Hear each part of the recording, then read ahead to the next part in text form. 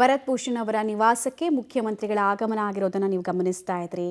ಇಡೀ ಕುಟುಂಬಕ್ಕೆ ಸಾಂತ್ವನದ ನುಡಿಗಳನ್ನು ಮುಖ್ಯಮಂತ್ರಿಗಳು ಆಡ್ತಾ ಇದ್ದಾರೆ.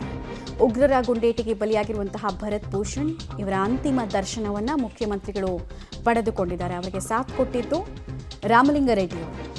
ಭರತ್ ಭೂಷಣ್ ಅವರ ಕುಟುಂಬದಿಂದ ಮಾಹಿತಿಯನ್ನು ಸಂಗ್ರಹಿಸ್ತಾ ಇದ್ರು. ಘಟನೆ ಹೇಗಾಯಿತು ಅನ್ನೋದನ್ನು ವಿವರಿಸಬೇಕಾದ್ರೆ ಬಿಕ್ಕಿ ಬಿಕ್ಕಿ ಕಣ್ಣೀರಿಟ್ಟಿದ್ದಾರೆ ಅವರ ಪತ್ನಿ. ಭರತ್ ಪತ್ನಿ ಸಹೋದರನ ಜೊತೆಗೆ ಸಿಎಂ ಮಾತನಾಡಿದ್ದಾರೆ. ಘಟನೆಯ ಭಯಾನಕತೆ ಎಷ್ಟು ಮಟ್ಟಿಗಿತ್ತು, ಭೀಕರತೆ ಹೇಗಿತ್ತು ಅದನ್ನೆಲ್ಲ ವಿವರಿಸೋ ಕೆಲಸವನ್ನು ಮಾಡಿದ್ದಾರೆ. ನೀವು ಗಮನಿಸ್ತಾ ಇದ್ದೀರ ದೃಶ್ಯಾವಳಿಗಳನ್ನು. ಭರತ್ ಪತ್ನಿ ಎದುರಿಗಿದ್ದಾರೆ. ಗಂಡನ ಸಾವನ್ನು ಕಣ್ಣಾರೆ ಕಂಡಂತಹ ಭರತ್ ಪತ್ನಿ ಒಂದು ಕಡೆ, ವಯೋವೃದ್ಧ ತಂದೆ ಒಂದು ಕಡೆಗೆ, ಪಕ್ಕದಲ್ಲಿ ಸಹೋದರ. ಎಲ್ಲ ಇದ್ದು ಹೆಲ್ಪ್ಲೆಸ್ ಆದ್ವಿ ನಾವು ಆ ಮೂಮೆಂಟಲ್ಲಿ ಅನ್ನೋದನ್ನು ಅವರು ವಿವರಿಸ್ತಾ ಇದ್ದಾರೆ. ಪತ್ನಿ ಅಂತೂ ಯಾರನ್ನೇ ನೋಡಿದರೂ ಅವರ ಕಣ್ಣೀರ ಕಡಲು ಬತ್ತಾನೇ ಇಲ್ಲ. ಇನ್ನಷ್ಟು ದುಃಖ ಉಮ್ಮಳಿಸಿ ಬರ್ತಾ ಇದೆ. ತಂದೆ, ಬದುಕಿನ ಸಂಧ್ಯಾಕಾಲದಲ್ಲಿರುವಂತಹ ತಂದೆ, ತಮ್ಮ ಬದುಕಿನ ನಂದಾದೀಪವಾಗಿದ್ದಂತಹ ಮಗನನ್ನು ಈ ಸ್ಥಿತಿಯಲ್ಲಿ ನೋಡಿದಾಗ ಅದೆಷ್ಟು ಸಂಕಟ. ಎಲ್ರಿಗೂ ಸಾಂತ್ವನದ ನುಡಿಗಳನ್ನಾಡಿ ಭರತ್ ಭೂಷಣ್ ಅವರ ಮೃತದೇಹಕ್ಕೆ ಅಂತಿಮ ನಮನವನ್ನು ಸಲ್ಲಿಸ್ತಾ ಇದ್ದಾರೆ. ಹಾಗೂ ಬೇಕಾಗಿರುವಂತಹ ಎಲ್ಲ ವ್ಯವಸ್ಥೆಗಳು, ಕುಟುಂಬಕ್ಕೆ ಬೇಕಾಗಿರುವಂತಹ ನೆರವು ಎಲ್ಲವೂ ಆಗಲಿ ಅನ್ನೋದನ್ನು ಅವರು ಬಯಸಿದ್ದಾರೆ.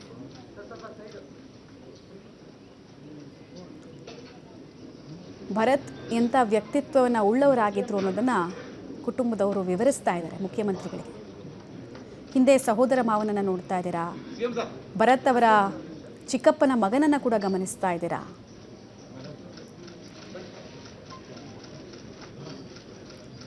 ಕನಸಿನ ಕಾಶ್ಮೀರ ಜೀವವನ್ನೇ ಕಿತ್ಕೊಳ್ತು ಅನ್ನುವಂತಹ ನೋವು ಕುಟುಂಬಕ್ಕೆ.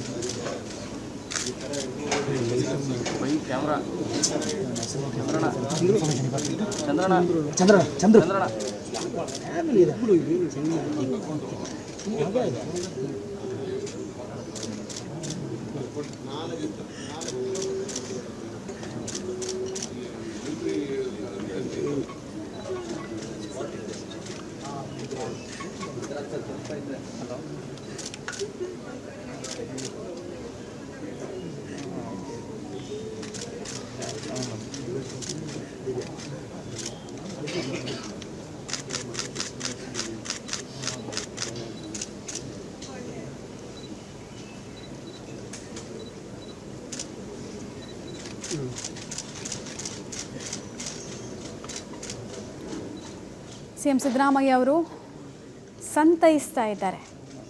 ಸುಜಾತ ಅವರನ್ನು ಸಂತೈಸ್ತಾ ಇದ್ದಾರೆ. ಸುಜಾತ ಪಕ್ಕದಲ್ಲಿ ನೋಡಿ, ಆ 3 ವರ್ಷದ ಪುಟಾಣಿ ಮಗು, ಅದಕ್ಕೆ ಏನಂದರೆ ಏನೂ ಗೊತ್ತಾಗ್ತಾ ಇಲ್ಲ. ಯಾರಾದರೂ ನಗಾಡಿದರೆ ನಗುತ್ತೆ, ತಂದೆ ಗಾಯ ಆಗಿದೆ ಅಂತ ಹೇಳುತ್ತಂತೆ. ಇನ್ನೊಂದು ಕಡೆಗೆ ವಯೋವೃದ್ಧ ತಂದೆಯನ್ನು ಗಮನಿಸ್ತಾ ಇದ್ದೀರಾ, ಅಂದರೆ ಭರತ್ ಭೂಷಣ್ ಅವರ ತಂದೆ.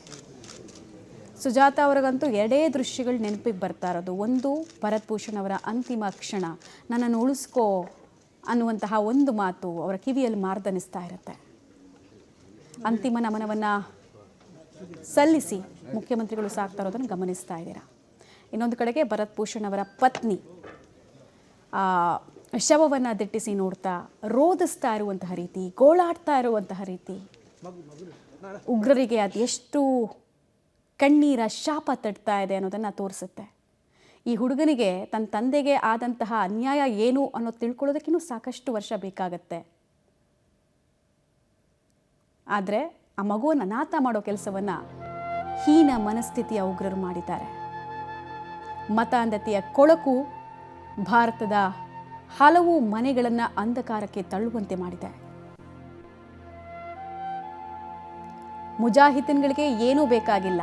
ಒಂದು ನಾನು ಆಗಲೇ ಹೇಳ್ತಾ ಇದ್ದ ಹಾಗೆ ಹೊಟ್ಟೆ ಒಳಗೆ ಬಿರಿಯಾನಿ, ಹೊಟ್ಟೆ ಕೆಳಭಾಗದ ವಾಂಚೆಯನ್ನು ತೀರಿಸೋದಕ್ಕೆ ಹೆಣ್ಣು, ಎರಡು ಸಿಕ್ಕಿದ್ರೆ ಸಾಕು. ಯಾರ ಮನೆ ಕೊಳ್ಳಿ ಇಡೋದಕ್ಕೂ ಅವರು ಹೇಸಲ್ಲ.